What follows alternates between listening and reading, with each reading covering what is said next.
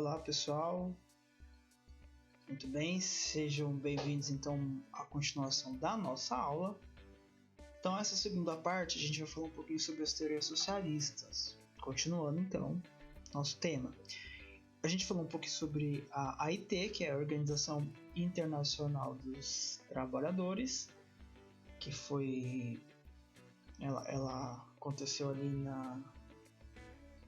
no ano de 1864, Associação Internacional dos Trabalhadores, chamada também de Primeira Internacional. Então você vai ter então esse período, esse movimento muito importante na história da nossa sociedade. Então a gente falou um pouquinho sobre a burguesia, falou um pouquinho sobre o proletariado, falamos sobre a luta de classe e a gente agora continua. Então falar um pouquinho sobre os modos de produção. Então, vamos dar continuidade ao nosso conteúdo, certo? Então, modos de produção, aí na tela. Maneira pela qual a sociedade produz seus bens e serviços. Lembrando, bens é o que a gente fala mesmo, bem, que a gente tem, né? Isso aqui essas ideias foram formuladas no século XIX.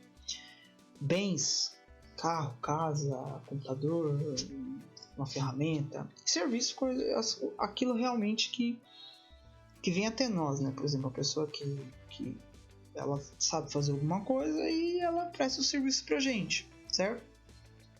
Um encanador, um eletricista, pedreiro, isso é serviços também. Para vocês terem claro o que é o serviço. O modo de produção de uma sociedade é formado por suas forças produtivas e pelas relações de produção existentes nessa sociedade.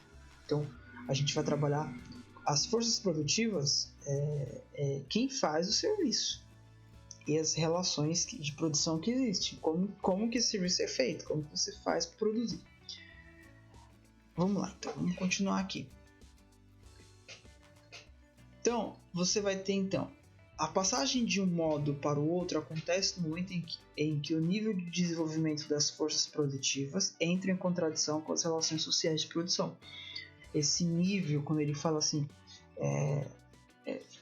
por exemplo, vamos pegar um exemplo claro, que nem está aqui embaixo, aqui, ó.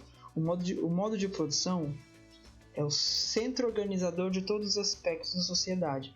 Então você vai ter o primitivo, o asiático, o escravista, o feudal, o capitalista e o comunista. Vamos pegar o feudal. O feudal, se você lembrar da época dos reis lá do século XIV, século XV, então as pessoas, para produzir, por exemplo, uma carroça, ele teria que cortar a árvore, ele teria que ir lá na floresta, cortar a árvore, depois descascar a árvore, separar a madeira, aí ele vai ter que cortar as madeiras no tamanho certo, montar a roda, depois montar o corpo da carroça. Então tudo isso ele tinha que fazer. Então chega um momento que sozinho ele não consegue mais fazer. Então ele sai da manufatura e passa para o capitalista. Por quê? Como, por exemplo, o Henry Ford. Ele foi um dono de uma empresa em que ele desenvolveu lá o método de produção em série. Então, hoje, o carro, por exemplo, ele entra na linha de produção em coisa de 2, vamos colocar 3, 4, 5 horas, ele sai do outro lado pronto. Se você fosse colocar o carro sendo feito em outro momento da sociedade, ele demoraria muito mais tempo para ser feito. Então você pega um carro que era feito lá no começo do século XIX, século XX, no caso, né? Final do século XIX, começo do século XX, ele demoraria mais, até com o Henry Ford desenvolveu. Tá bom? Então o nível, quando você muda um pouco esse aspecto de como que você vai produzir, então como que a pessoa faz e como que e o que ela vai usar para produzir, isso a gente pode chamar de relações sociais de produção. É a maneira como vai mudar esse processo. O processo ele se desenvolve, você tem que melhorar. Tá? Quem é trabalhador vai lembrar bem disso. Relações de produção e luta de classes. As relações de produção são modos como seres humanos, com base em determinadas condições naturais, olha lá, se organizam para executar uma atividade produtiva, estabelecendo a divisão social do trabalho. Então, determinadas condições naturais. Então, você tem que ver como que funciona, como que está o processo no mundo que você vive. Então, por exemplo, você pode ver Hoje o Brasil, ele, vamos supor, ele produz muito frango, ele produz muito boi, sabe? Ele produz carne bovina. Aí você pega, o Canadá produz cereais, a Europa produz muita cevada, muito vinho. O vinho bom, por exemplo, é feito lá. Então cada relação de produção ela vai variar de acordo com o momento que ela tá vivendo. Se o país ali ele tem condições de produzir tal produto, então ele vai produzir aquele produto porque as condições do povo, a condição que o país enfrenta ali, é o que dá para fazer. As forças produtivas são o conjunto formado por clima, água, solo, matérias-primas, máquinas, mão de obra e instrumentos de trabalho. Então, o que são essas forças produtivas? É o conjunto de coisa. Não é só o ser humano, não, tá? Não é só o cara que vem. A gente falou que o cara vende sua força de trabalho, o proletário. Mas a força produtiva, ela depende de muitos aspectos. O modo de produção é a maneira de organização das forças produtivas em determinadas relações de produção num dado momento histórico. De novo, retomando. As relações de produção, você tem ali então, vamos pegar, você tem então, hoje o Brasil produz muita carne bovina. Então você tem que preparar o pasto, as condições do clima ajudam, o país tem bastante, como fala, ele tem uma facilidade para lidar com isso. Então, ou seja, por quê? A gente tem clima, tem solo, tem matéria-prima, porque você tem que dar comida para o gado, você tem máquinas, você tem gente para cuidar do gado, você tem instrumento de trabalho, tá, beleza. E o modo de produção é como que você vai organizar isso. Como que você vai fazer isso? Por exemplo, o jeito que se produz gado hoje não é o mesmo jeito que se produz gado na década de 80. Hoje a gente come carne, mas a gente não comia a mesma quantidade de carne que a gente comia na década de 80, vocês estão entendendo? Então essa que é a questão. Então, quando você junta, olha pra você ver, você junta uma série de coisas para conseguir fazer uma relação de produção, tá certo? Então você tem que pensar muito no momento histórico, você tem que pensar nas condições, você tem que pensar na estrutura, tudo isso é um conjunto de coisas. Materialismo histórico dialético, vou dar um parênteses aqui. Gente, o materialismo histórico dialético, falo pra vocês, eu demorei para entender isso na faculdade, sabe? O professor explicava, não entendia nada. Mas é muito simples. Definição: método para a compreensão da sociedade. Ponto, acabou. Método para compreender a sociedade, é um jeito de se compreender a sociedade.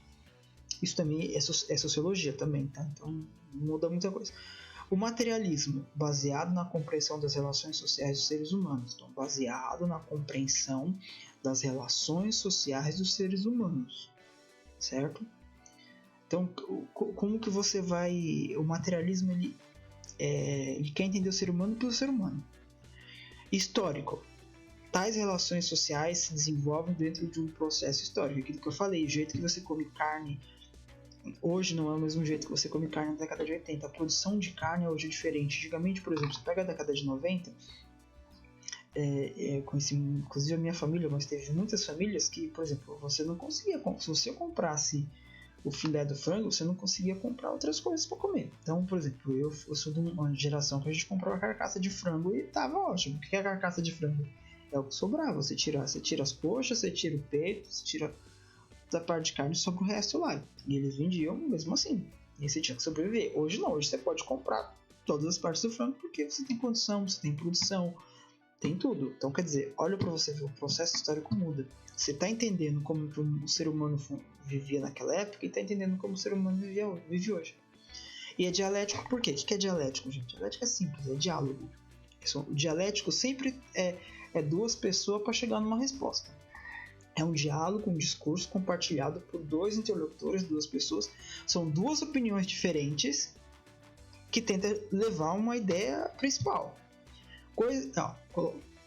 Dois interlocutores de opiniões opostas sobre alguma coisa que levam a uma discussão de modo a superar essas opiniões contrárias e chegar à unidade das ideias. Então, simples. O que é dialético? Duas opiniões para chegar numa ideia só. Então você fala a sua opinião, eu falo a minha, a gente tenta chegar. São ideias diferentes, conceitos diferentes. Você tem a sua ideia de mundo, eu tenho a minha ideia de mundo.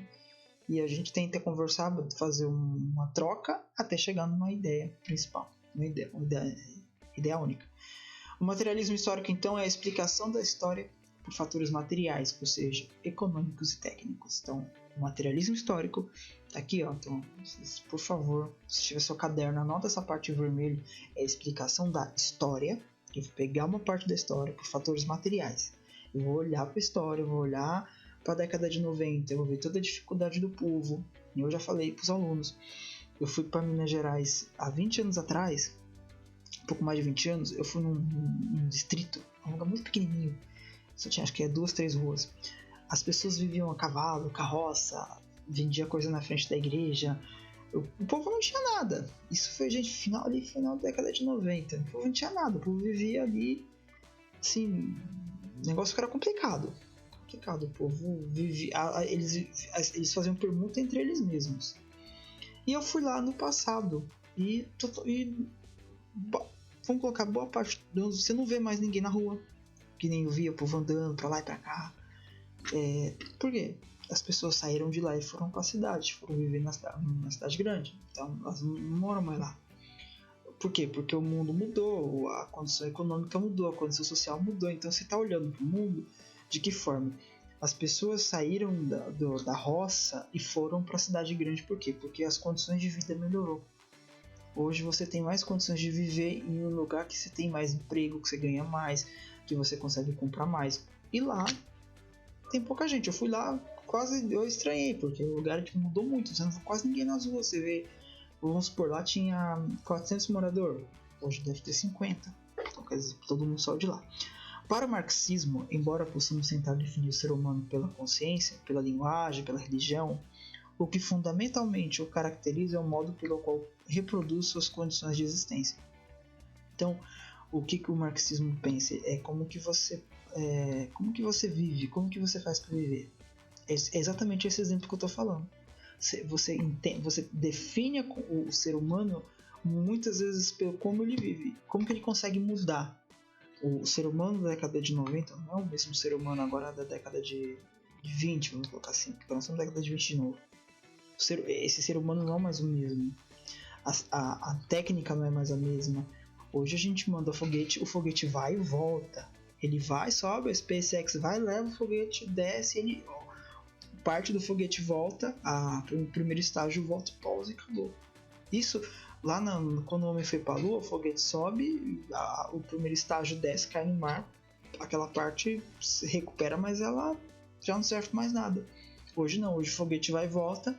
Para quem acompanha um pouco a SpaceX como eu, você tem o primeiro estágio que já foi reutilizado 6, 7, 8 vezes. Por quê? Vai chegar uma hora que o ser humano vai poder ir para o espaço, vai voltar, acabou. Eu vou, eu volto. Tranquilo. Quer dizer, muda.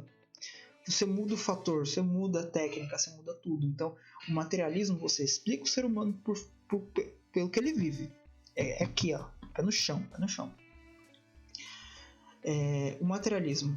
A teoria marxista é materialista porque, ao explicar as manifestações espirituais humanas, as considera derivadas da estrutura material da sociedade, ou seja, da estrutura econômica, diferentemente dos idealistas para quem as ideias movem o mundo. Então ele está falando o seguinte: até a religião, a pessoa, a religião é baseada na maneira como as pessoas vivem. Então, por exemplo, ele fala assim, derivado da estrutura material. Você tem que pensar que cada época tem. Eles acreditam nas manifestações espirituais baseado naquilo que ele tem. Então você pega a época da peste negra foi uma coisa, ou o século XIX foi outra. Começo do século XX as pessoas tinham um pensamento. E hoje em dia hoje é um pensamento mais liberal, vamos dizer assim, um pensamento mais dinâmico. Eu não vou entrar nesses aspectos por enquanto. Mas o materialismo marxista é dialético, olha lá. Então, dialética eu nunca falei, dialética é aquela questão de você tem duas opiniões para chegar numa só. Pois o mundo é concebido como um processo, o mundo sempre está mudando. E o real é contraditório e dinâmico. Então, ou seja, cara, o mundo ele muda tanto, ele está o tempo todo mudando, que quando você realmente vai tentar entender ele, você compreende o mundo de uma forma, amanhã ele já mudou. Isso é que eu falei no outro vídeo, as lutas sociais, as lutas políticas, elas vão mudando. Ou você pode pegar pelo Brasil. O Brasil ele teve uma mudança de 2016 para cá. A cabeça do povo mudou. Aqueles que defendem que o governo anterior não fez nada, o governo anterior fez sim, o governo atual está fazendo isso, o governo atual não está fazendo aquilo. E muda, tipo, do ano para o outro as coisas podem mudar. Nesse sentido, a consciência do homem, mesmo sendo determinada pela matéria e estando historicamente situada, não é pura passividade. A consciência determinada pode reagir sobre as causas que atuam sobre ela. A consciência determinada pode reagir sobre as causas que atuam sobre ela. Então, quer dizer, o tempo todo está mudando. Então, quer dizer, o ser humano o tempo todo está mudando e ele não fica passivo ele não fica parado esperando as coisas acontecerem. É aquilo que eu estou falando. A consciência determinada pode reagir sobre as causas. Aquilo que eu falei, que o Gerald Ford lá nos Estados Unidos, o policial matou ele e o povo reagiu. A consciência reagiu. A consciência não ficou quieta. Então, é isso daí. Então vamos lá. Infraestrutura e superestrutura. Isso aqui é bacana para você entender um pouco o modelo de país que a gente vive. E não só do país, né? Não só no nosso, né? Então, inclusive outros. A infraestrutura constitui a base econômica que engloba as relações do ser humano com a natureza no esforço de produzir a própria existência. Gente, o que é infraestrutura? Para você, por exemplo, como eu falei, hoje o Nordeste está maravilhoso com relação a 20 anos atrás. Meu irmão, o mais velho, ele fala que ele ia pro Piauí e você, por exemplo, você vendia feijão de péssima qualidade, arroz de péssima qualidade, os produtos que tinham lá nos mercadinhos eram horríveis. Hoje não, hoje você já tem, por exemplo, ele fala mesmo, o Atacadão chegou lá, o Açaí chegou lá, grandes mercados chegaram lá, Carrefour, Extra, você tem esses mercados. Por quê? Porque a infraestrutura foi melhorando de tal forma que você conseguiu levar as coisas para lá. A infraestrutura, quando a gente fala, a São Bernardo do Campo, por exemplo, tem infraestrutura? A infraestrutura de São Bernardo do Campo tá cada dia melhor, é uma cidade grande, é uma cidade histórica, inclusive, na luta de classes, é uma cidade que tem importância no nosso país. Então, ou seja, a infraestrutura é quando você dá condições para toda a economia ser constituída, composta pelos meios materiais de produção, tá? Então você tem clima, você tem os instrumentos de trabalho. Então, quer dizer, a infraestrutura nada mais é do que você ter, por exemplo, estradas. Você tem que fazer estradas, tem que fazer hidrovias, tem que fazer hidrelétrica, porque, por exemplo, para mim viver aqui agora, para mim gravar esse vídeo, eu tenho que ter energia elétrica. Mas para ter energia elétrica, eu tenho que construir uma usina. Para construir a usina, eu tenho que escolher o local. Para escolher esse local, eu tenho que ir até lá. Para me chegar até lá, eu tenho que construir ferrovia, eu tenho que construir estrada, eu tenho que ir de barco. Então, por exemplo, eu tenho que importar produto, eu tenho que vir aqui, eu tenho que vir até o Porto de Santos, o navio tem que vir até o Porto de Santos, do Porto de Santos você tem que subir para cá, passando pela nossa rodovia até chegar aonde tem que chegar. Isso é infraestrutura. Então, ou seja, envolve muita coisa. São desenvolvidas certas técnicas que influenciam as relações de produção, ou seja, o modo pelo qual os seres humanos se organizam na divisão do trabalho social. Também, basicamente é isso. A superestrutura. Aí a superestrutura, gente, ela já está no outro patamar. Constitui o caráter político e ideológico de uma sociedade, isto é, a forma como os indivíduos se organizam a partir de suas leis, crenças religiosas, literatura, arte, filosofia, concepções de ciência. Elementos que fazem parte da ideologia como cultura, religião e educação. Todos esses elementos subordinam-se de alguma forma aos interesses econômicos das classes dominantes. Então tá aqui. Então a superestrutura, a infraestrutura é a parte, vamos dizer assim, a parte prática do negócio, a parte material, é o que está no chão, é o que a gente constrói. E infraestrutura é que a gente constrói. Eu tenho que ter infraestrutura para lidar com o Covid. Aí você vai no centro de São Bernardo ali na Joaquim Nabuco, tem aquele hospital de urgência. Aqui, a cidade tem infraestrutura para cuidar do Covid? Tem. Ela tem um hospital de urgência, ela tem um hospital, o HMU, que é aqui no Alvarenga, perto de onde eu moro.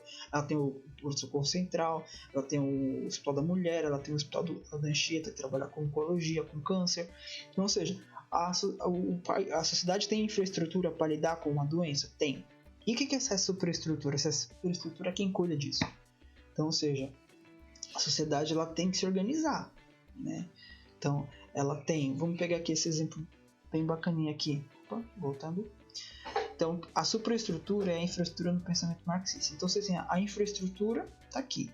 Que é onde a gente mora, onde a gente vive, onde a gente se movimenta, se locomove, onde a gente faz as coisas. Na infraestrutura, você tem meios de produção, porque, por exemplo, indústria, agricultura, comércio, mineração. Quer dizer, a infraestrutura, ela lidar com toda essa parte da indústria, do comércio.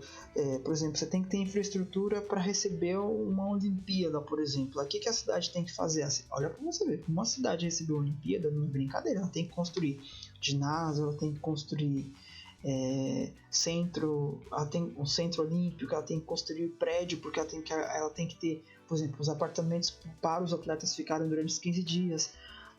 Sabe, tudo isso tem que criar uma infraestrutura, você tem que ter água, você tem que ter segurança, tudo isso você tem que ter. E na infraestrutura você tem meio de produção, você tem agricultura, comércio, mineração, tudo isso você tem. E o que era a superestrutura? A infraestrutura determina o quê? A consciência, a parte do pensamento. Então lá na infraestrutura você tem Estado, você tem sociedade, você tem religião, você tem cultura, você tem justiça, você tem leis. Então, a superestrutura é ela que organiza a infraestrutura. Porque, por exemplo, você pega o governo atual. Todo governo, quando ele começa, por onde que ele começa a trabalhar? Todo governo começa assim, gente. Isso é uma regra de ouro.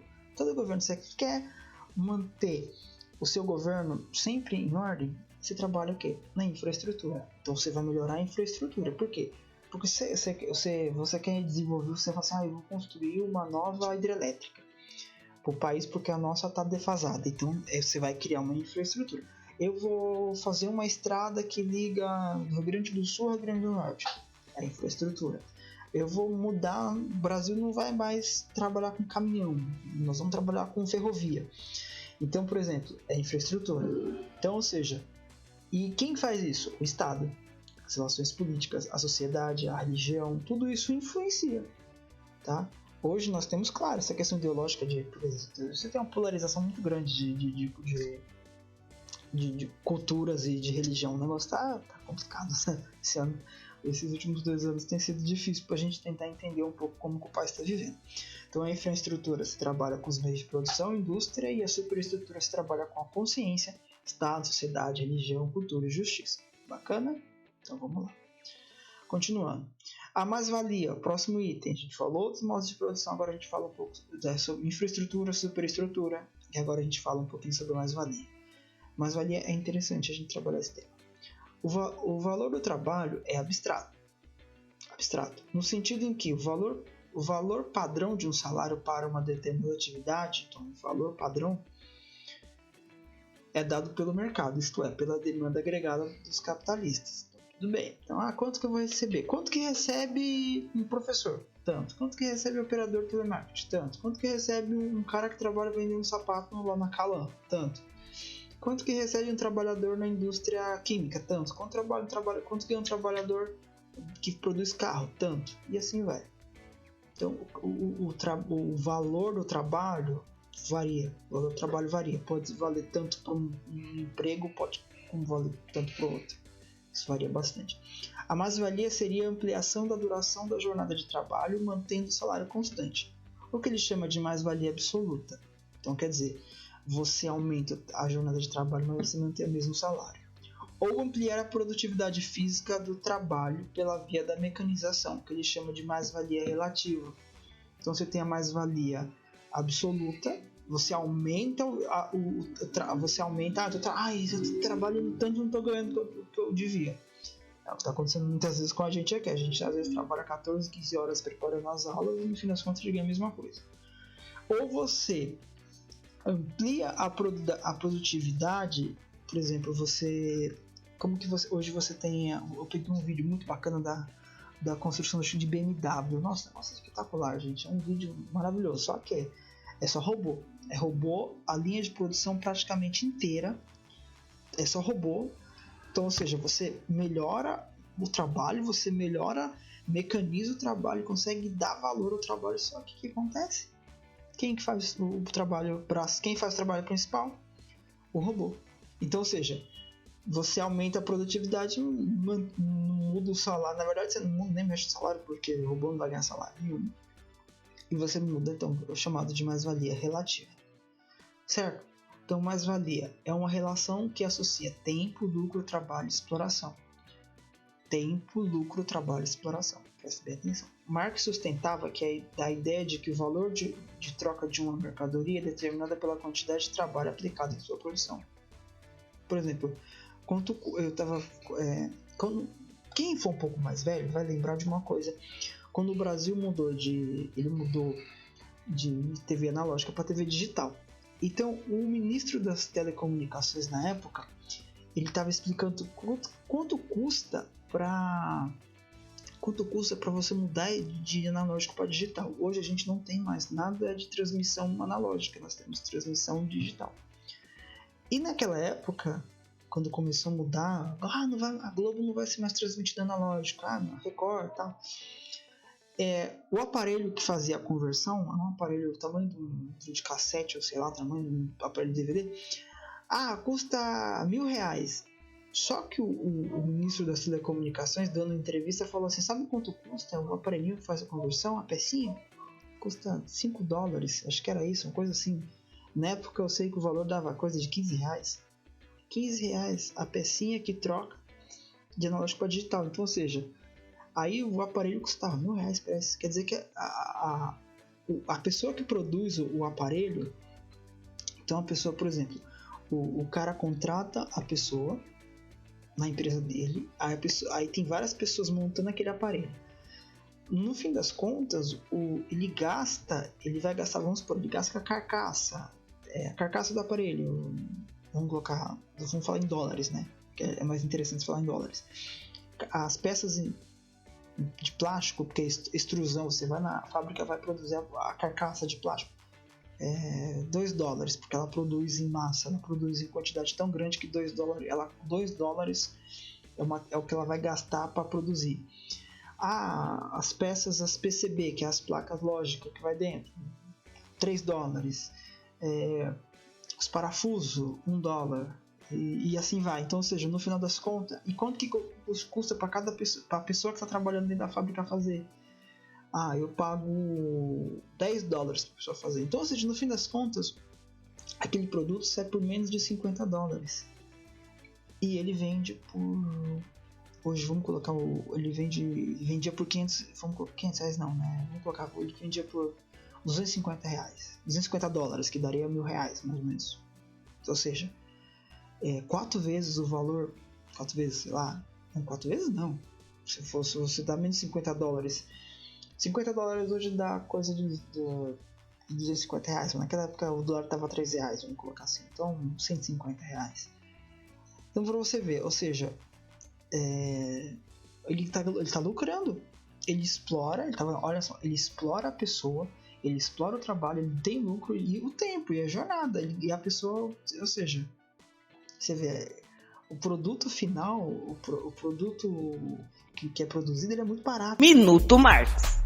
Tema de hoje: mais-valia. Mais-valia é assim: você trabalha 8 horas por dia. Dessas 8 horas, em meia hora, por exemplo, você produz o equivalente ao seu salário. As 7 horas e meia restantes, você trabalha de graça para o seu patrão.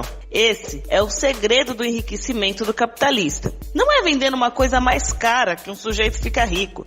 Se ele vender a mercadoria pelo preço de custo, ainda sai lucrando, porque é do que você produz de graça para ele que vem o lucro que ele tem. Já o trabalhador nada mais tem de seu do que sua força de trabalho.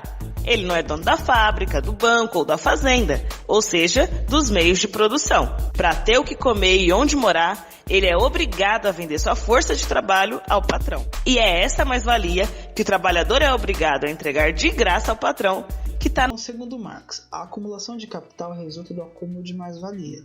Então vamos lá. Então, parte que o trabalhador produz e que não lhe é paga. Por isso que eu insisto em falar, a questão do socialismo é tirar do que tem, tirar de um para dar para outro. Não tem nada a ver com isso. Ou seja, todo mundo fala assim, um socialista não pode ter um iPhone. Claro que ele pode ter, porque ele trabalha, ele tá trabalhando, ele pode ter. A diferença é, um cara que trabalha montando a BMW pode comprar uma BMW? Não, porque ele só tá montando. Ele tá vendendo a força de trabalho dele. E o que ele ganha, muitas vezes não paga aquilo que ele está produzindo. A acumulação de capital resulta do acúmulo de mais-valia, ou seja, o cara que é rico hoje, que é dono dos meios de produção, ele lucra, ele é rico baseado naquilo que o trabalhador faz. Então, ou seja, o trabalhador, na verdade, o que seria, vamos dizer assim, o que é a mais-valia? Você trabalha 8 horas por dia, só que com 1 hora que você trabalhou, você já pagou você paga o que o produto está fazendo. Então vamos lá, a mais-valia absoluta, aumenta o lucro a partir do aumento de horas de trabalho do operário. Então, ou seja, você é absoluta, você aumenta, você ganha mais se você aumentar a produção, é chamado de hora extra, né? A mais-valia relativa, a utilização da tecnologia para aumentar a produção e o lucro com o mesmo número de trabalhadores e o mesmo salário. Então, a relativa, você aumenta a produção com o mesmo... Você mecaniza o processo, então você melhora o processo a continuar pagando a mesma coisa. A absoluta, você aumenta o lucro a partir das horas de trabalho do operário. Tá? Então, você aumenta... Você está entendendo? Então, mais ou menos isso. Eu já tinha explicado lá na frente, certo? Deixa eu ver como é que tá esse slide aqui. Então vamos lá. Então tá aqui. Então o trabalhador ele vende 8 horas de trabalho. Só que na verdade 6 horas de trabalho, em 6 horas ele produz. As 2 horas que ele tá a mais é o lucro do capitalista. É isso que ele quer dizer. Então tá vendo? As 2 horas de trabalho é o lucro do capitalismo. Socialismo utópico, vamos lá. Então ele critica a ganância da classe rica. Esse é o utópico. Nós temos 2 tipos de socialismo. O movimento de crítica social e luta política. Proposta de um novo modelo de sociedade ideal. Então os primeiros pensadores foram Saint-Simon, Charles Fourier, Robert Owen. Proudhon e Louis Blanc também dizem o uso do racionalismo para uma sociedade fraterna, livre e igualitária. É o bem-estar social. Então, proposta: organizações cooperativas, vivências em comunidades modelo. Então, o socialismo utópico tinha como objetivo a criação de uma sociedade ideal que seria alcançada de forma pacífica. Preste atenção, de forma pacífica, graças à boa vontade da burguesia. Ah, vá, né? Ah, vá. De acordo com os socialistas utópicos, o sistema socialista se instalaria de forma lenta e gradual. Karl Marx se distanciou do conceito de socialismo utópico, visto que, de acordo com essa corrente, a fórmula para alcançar a igualdade na sociedade não era discutida. Então, Marx ficou meio tipo, gente, não dá, do jeito que a burguesia vai fazer o socialismo porque ela acha que vale. O mundo é capitalista, o mundo não quer saber de igualdade para todo mundo, ainda mais de forma pacífica, né? Que isso é utópico mesmo. Então, o socialismo utópico surgiu como resposta aos abusos causados pelo liberalismo e capitalismo na altura da Revolução Industrial.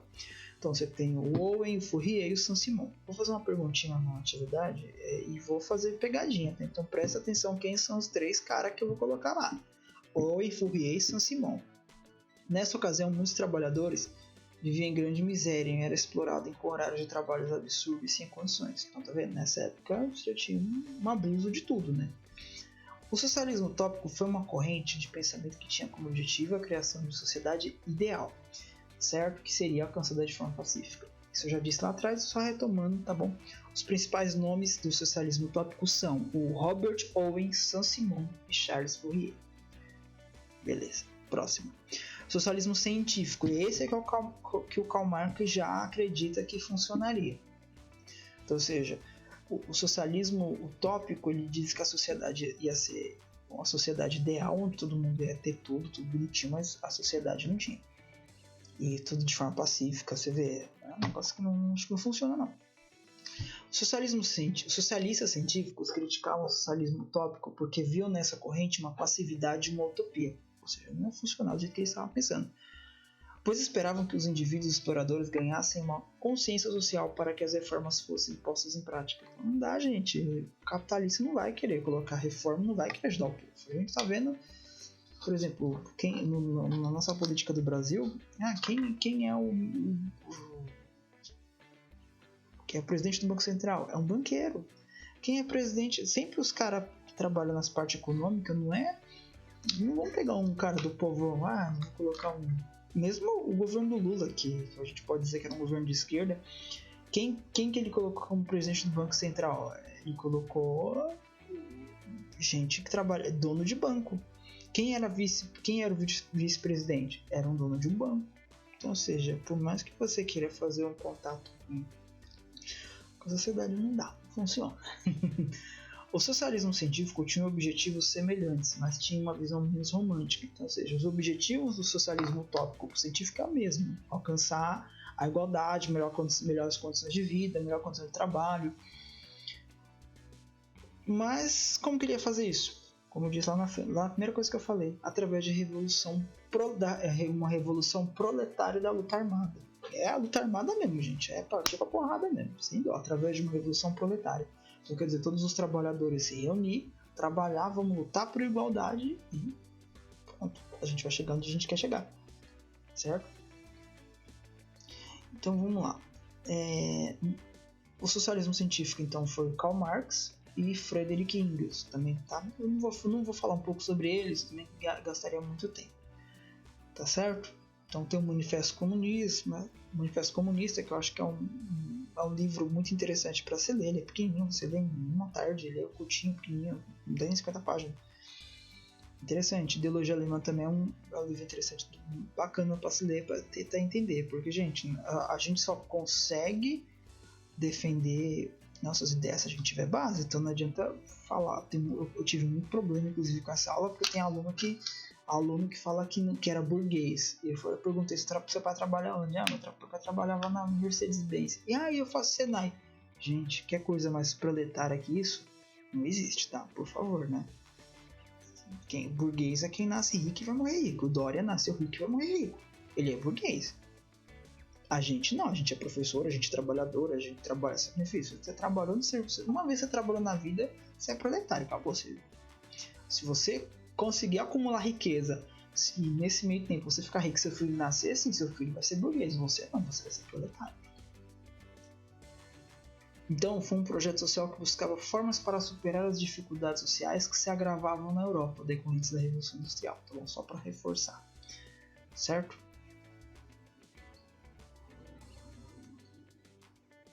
Então, o Karl Marx ele produziu obras de filosofia, economia e sociologia, tensionando propor uma ampla transformação política, econômica e social.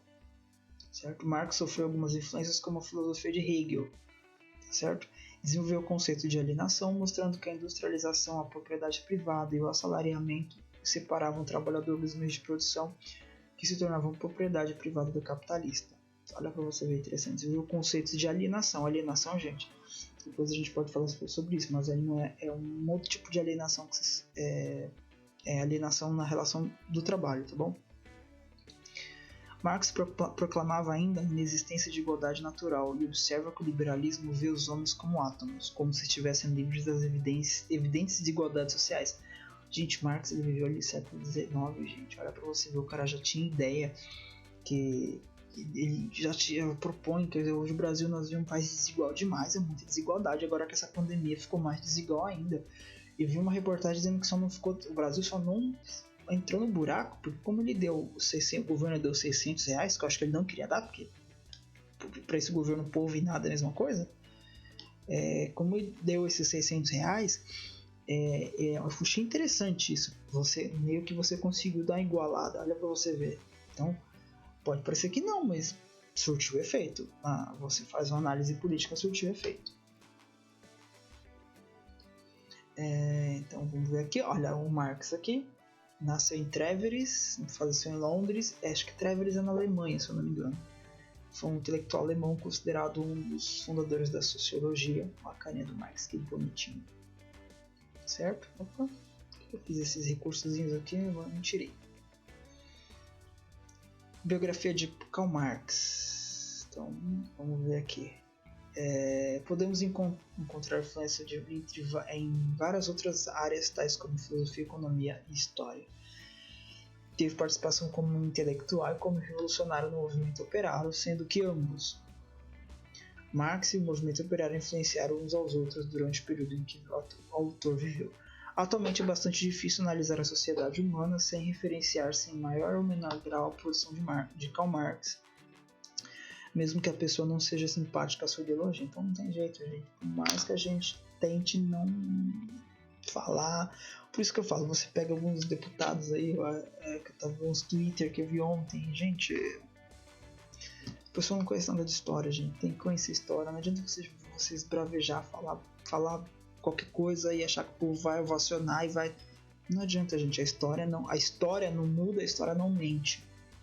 Então os principais temas foram modo de produção, mais-valia, acumulação primitiva, materialismo histórico dialético e luta de classe. Então, materialismo histórico dialético, você vai tentar entender a história, né, do ser humano de maneira prática, vamos colocar assim, certo? Então você tem Friedrich Engels e o Marx, tá aí, são fotos. Você vê que eles viveram até o final do século XIX. Então, basicamente, eles são duas figuras de grande importância, certo? Então vamos ver aqui, se der uma olhada.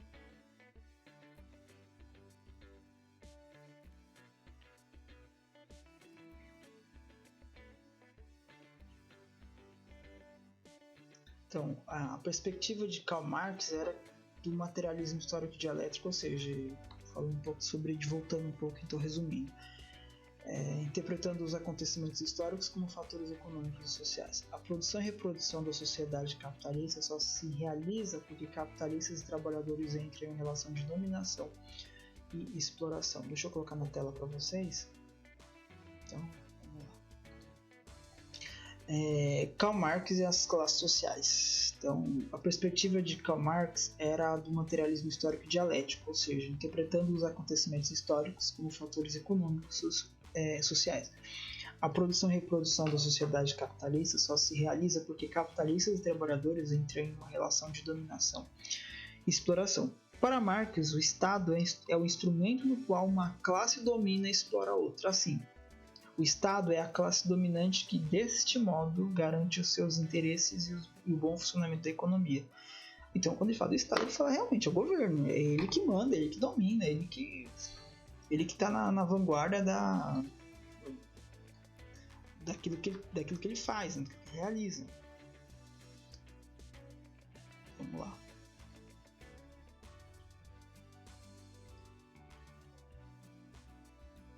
Deixa eu ver aqui.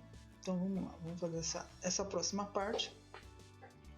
Então, continuando na nossa aula, eu vou te mudar aqui, fazer uma transição aqui para vocês.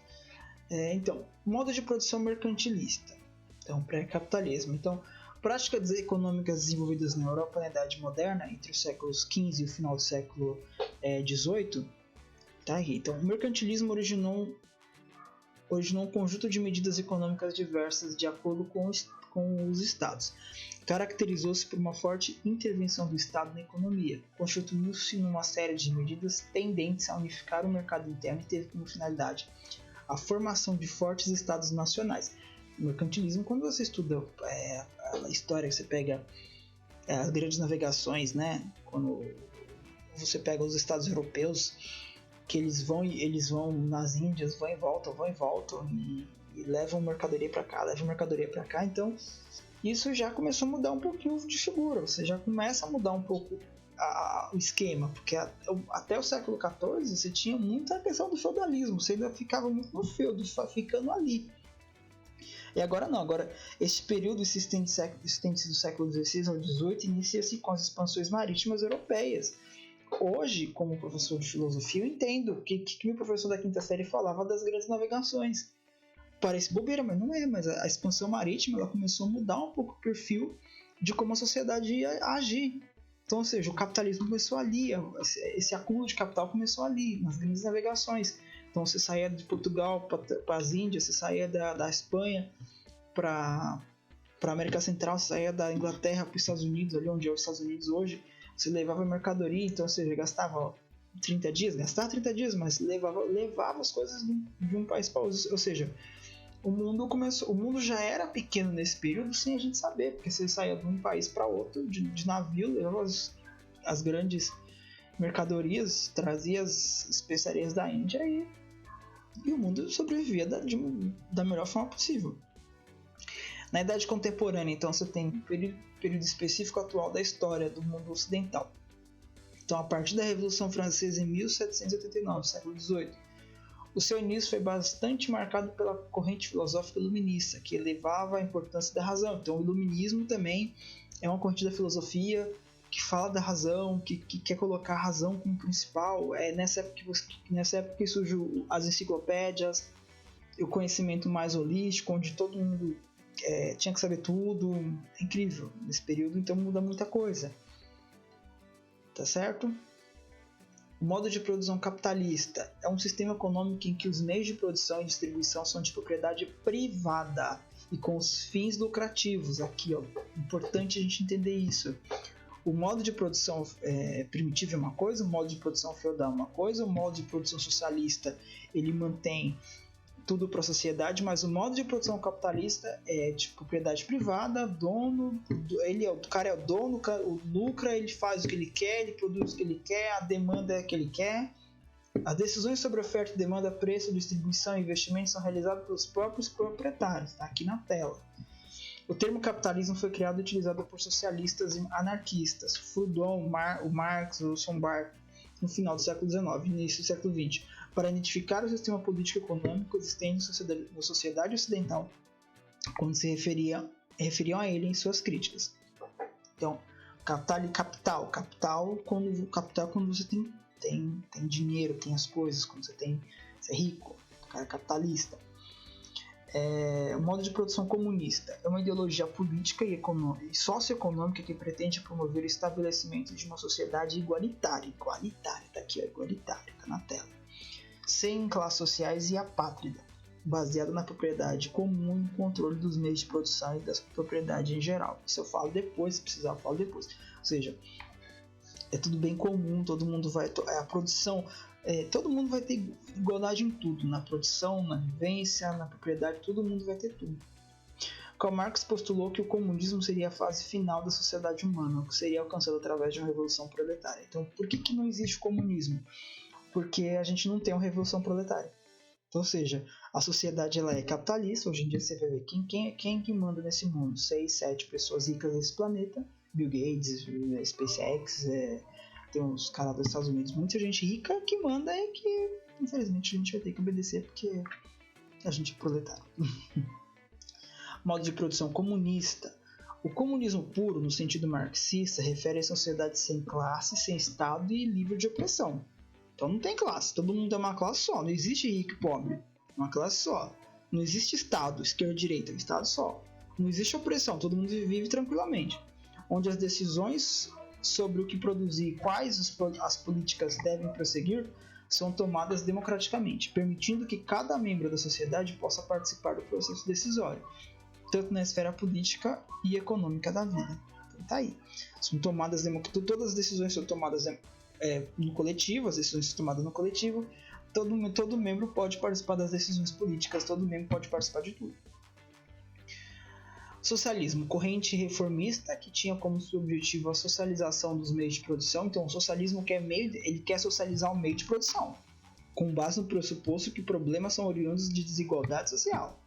Prestem bem atenção, o socialismo, então ele é uma corrente que ele quer mudar o meio de produção, para que todo mundo possa ter acesso a tudo. Então se você muda o meio de produção, você também tem que dar acesso a tudo. O comunismo é um sistema de governo no qual o objetivo era acabar com as classes sociais, a propriedade privada e o Estado. Então o comunismo não existe.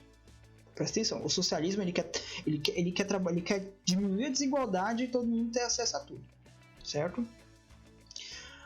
O anarquismo seria organizado de acordo com a necessidade das comunidades, cujas relações seriam voltadas ao autoabastecimento sem fins lucrativos e à base de troca. O anarquismo postulava o fim do Estado e de toda qualquer forma de governo, que seriam as causas da existência dos males sociais, e deveriam ser substituídas por uma sociedade em que os homens fossem livres, sem leis, polícia, tribunais ou forças armadas. Então, gente, deixa eu ver se tem mais alguma coisa aqui. Temos mais algumas coisas aqui, mas eu não vou falar. Por enquanto, não vou falar essa parte do filme, tá bom? Então nós vamos parar aqui no anarquismo, tá bom? Vamos parar por aqui. Então fica aí a aula. Eu vou editar um pouco esse vídeo, tem algumas coisas que eu vou ter que cortar, tá bom? Mas pessoal, valeu pela atenção. Agradeço mais uma vez. Essa aula a gente termina por aqui, tá legal? Logo mais eu vou publicar outra aula, já é um assunto um pouco diferente, mas esse aqui é um assunto mais geral que eu consigo abranger todo mundo, tá bom? Então nesse período de greve de correios, que eu acho que é importante, que nem eu fui lá no começo, falar um pouquinho da sociedade política. A gente entende mais ou menos como que o nosso mundo funciona. Legal? Pessoal, beijo, tchau. Ficamos até a próxima vez. E fui!